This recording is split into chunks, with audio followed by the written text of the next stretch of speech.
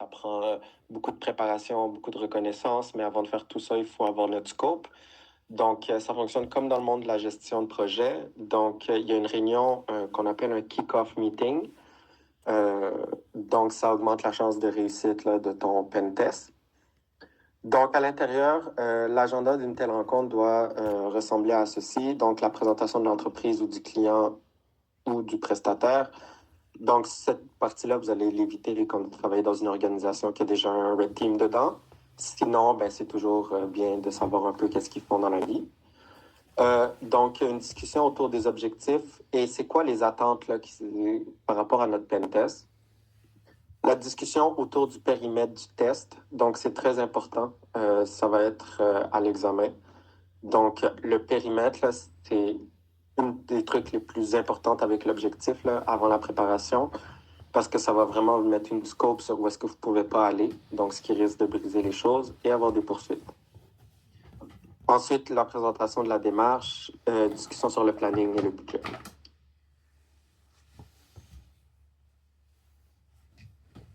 Les points discutés lors de cette rencontre là, sont tous mis dans un cahier de charge ou le SOW, le Statement of Work. Puis ça sera toujours à votre disposition. Est-ce que vous avez des questions par rapport à ça? Non, ça va. Ouais, non, pas de questions. Non, ça va, C'est cool. cool. Parfait. Selon les exercices, selon les exigences du client, le pentester effectue sa mission sur son PC ou celui que le client va vous fournir en personne ou à distance. Exemple, Desjardins, ils fournissent tous des PC, Banque nationale aussi, comment ça s'appelle, Hydro-Québec, c'est la même affaire. Mais quand vous travaillez pour une compagnie privée, souvent vous allez utiliser votre propre PC ou un qui vont vous fournir. Vous allez être là en personne ou en distance, ça c'est facile. Dans tous les cas, une préparation de l'environnement est primordiale. Donc, avoir différentes machines sous la main, donc une machine Windows, Linux, Mac ou Android pour tester différentes plateformes. Installer et configurer une distribution orientée Pentest, donc soit Kali, soit PirotOS. Installer les outils utiles, s'y familiariser et prendre conscience de leurs limites. Donc, ils ne font pas tout n'importe quoi. Donc, il faut savoir où vont leurs limites. Brancher et tester les équipements réseau, radio et Ethernet. Utiliser autant que possible des environnements virtuels. Comme ça, vous n'allez pas en fait mélanger vos données personnelles avec celui du client. Effectuer des sauvegardes régulières et prendre des précautions pour rester le plus discret, anonyme possible selon le type de pentest, sauf si le client demande de notifier son adresse IP publique ou privée, selon si vous êtes à l'interne. Est-ce que vous avez des questions par rapport à ça? Oui. Je voulais savoir, quand ils disent différentes machines sous la main, là, ce sont des machines VM. physiques? Non, des non. VM? Ouais. OK, puis une VM macOS, on est capable d'installer... Vous allez pouvoir trouver des images, mais c'est pas, macOS, là, c'est pas nécessaire. Là. Ça fait partie de la liste, mais c'est rare que les entreprises vont avoir des macOS. Moi, quand je suis parti de Desjardins, là, la gestion a commencé à rentrer des macOS, puis je suis parti au moment que ça a commencé à devenir des problèmes. Mm-hmm. OK. Parce que toute l'infrastructure est sur Windows. Toutes les infrastructures de update, tout ça sont gérées sur Windows. Puis Mac, c'est un peu fermé, donc on ne peut pas faire ce qu'on veut avec. Donc, c'est très difficile, exemple, scanner les postes ou avoir des renseignements sur les logs. Mm-hmm. OK. Puis, juste pour finir là-dessus, est-ce qu'il y en a des spécialistes Mac ou c'est pas vraiment intéressant? Oui. En fait, il n'y a que des spécialistes Mac. OK. Vous êtes soit spécialiste Mac, soit spécialiste Windows, Linux, Android. OK. Vous êtes les trois, Windows, Linux, Android, qui fonctionnent toutes sur Linux, ou Windows qui est très facile à utiliser. macOS, c'est parce que macOS, c'est basé sur Linux, ça c'est vrai, mais l'environnement est trop fermé, il y a trop de conditions, fait qu'il faut le connaître quasiment par cœur là, pour être capable de bien le faire, le pentest. Ah, OK, parfait. Puis, la plateforme ou le Parrot OS, moi, j'ai jamais vu cette plateforme-là, mais ça ressemble à quoi, Linux ou... Ah, allez lire là-dessus. OK. On s'en reparle demain. OK, parfait. Ça va être un sujet pour demain. OK. Merci. Mais allez quand même faire vos recherches dessus. Hein. Je vous le dis d'avance. Faites juste une petite recherche, la comparaison de Kali et ParrotOS. OK, parfait.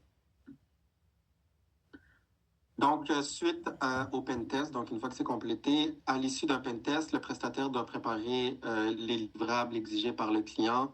Donc, le plus souvent, il s'agit d'un rapport détaillé, d'une combinaison de support, de présentation et c'est oral. Ça sera toujours oral et vous allez comprendre pourquoi je vous fais des orales. Ceux qui ont eu mon dernier cours, c'est des oraux que j'ai donnés. Puis à ce cours-ci, c'est encore des oraux. Vous allez juste avoir des oraux à faire en cybersécurité. Vous n'allez pas taponner sur un ordi devant quelqu'un.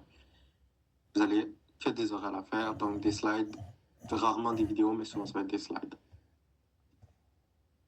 Les livrables contiennent des informations sensibles pour le client, donc vous détenez genre sa vie personnelle quasiment. Donc la vie personnelle de son infrastructure, vous connaissez tout.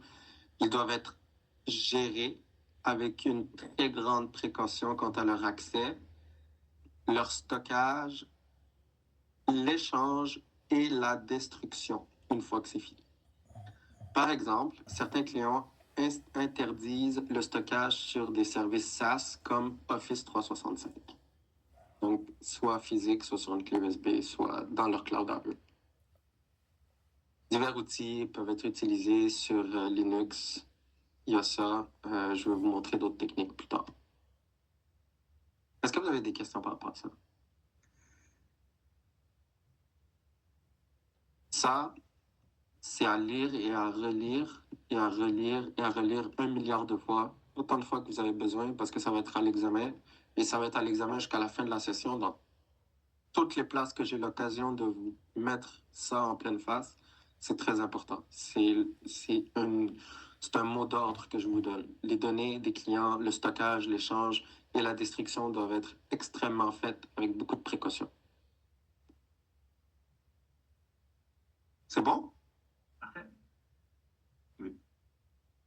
Vous allez aussi avoir une réunion de clôture, donc le closing meeting. C'est autant important que la réunion de lancement parce que c'est là que vous donnez en fait le jus à votre client.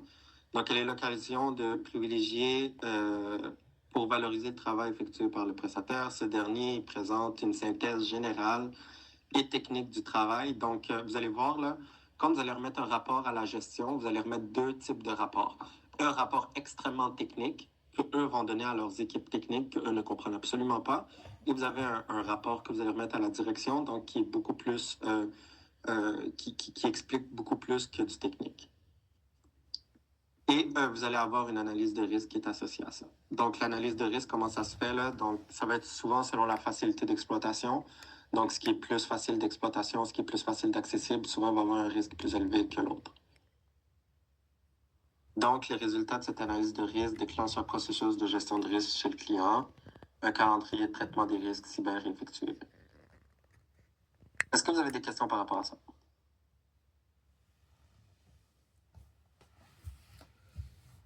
Non, pas pour moi. Bon, comprenez assez bien?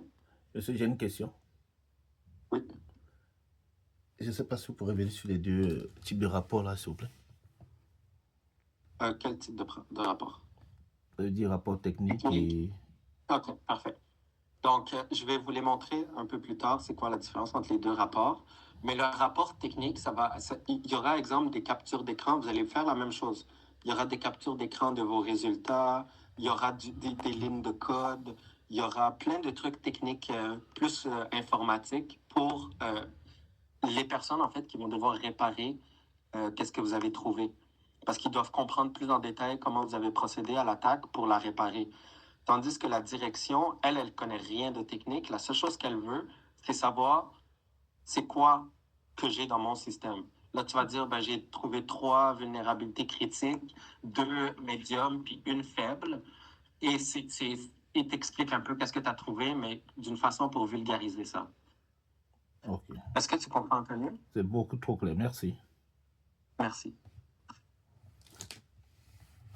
Oui, je pense que j'avais quelqu'un d'autre. Oui, rappelle. Ouais, mais ça n'a pas directement rapport, mais je me demandais, est-ce que vous connaissez un cas où est-ce que, je sais que c'est pas nécessairement dans l'intérêt de la compagnie parce que si quelqu'un trouve une faille, il pourra probablement trouver une autre, mais est-ce que c'est déjà arrivé que quelqu'un décède une bug bounty, quelqu'un a reporté le bug, ils l'ont fixe, mais ils l'ont pas payé? Ben oui, oui, c'est possible, mais souvent dans un bug bounty, tu as une réputation à tenir, fait que ils vont payer. Mais tu sais, plusieurs fois, moi, j'ai trouvé des vulnérabilités, puis ils ont juste dit merci, puis ça finit là. Ok, wow. Ok. Tu sais, c'est correct d'un certain sens. Tu sais, souvent, tu sais, moi, j'en ai trouvé une sur des plateformes éducatives. Mais tu sais, ils sont pas là pour faire de l'argent, là. Ils sont là juste pour, tu sais, donner un service. Ouais, mais est-ce qu'ils donnent, genre, je sais pas moi, une lettre de certificat ou quelque chose comme Non, ça? pas nécessairement. Non, pas nécessairement. Ils font juste dire merci, puis il y en a qui répondent juste pas. Ah, ok, wow. Ouais, il faut pas le prendre personnel.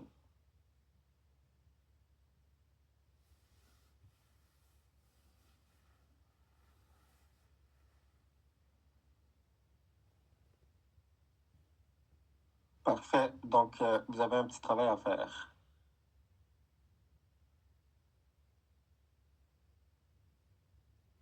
Je vous envoie dans vos groupes encore une fois. Puis, je vous trouve très bon parce que vous travaillez tous. Donc, continuez comme ça. Ça va super bien aller. Je suis super content.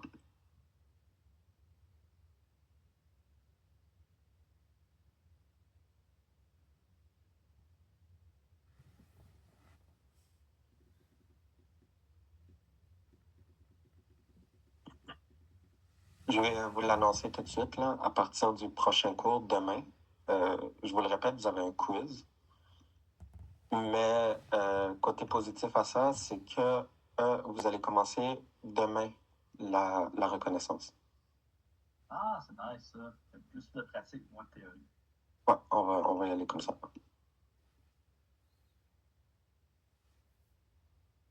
Ça devrait pas être très long encore.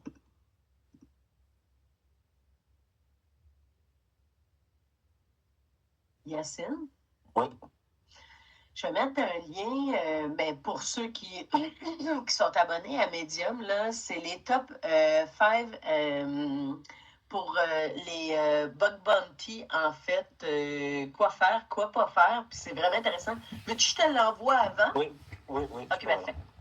Ok, parfait.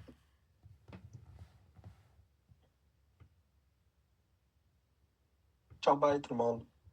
Le travail, en fait, il est sur la dernière page du PowerPoint.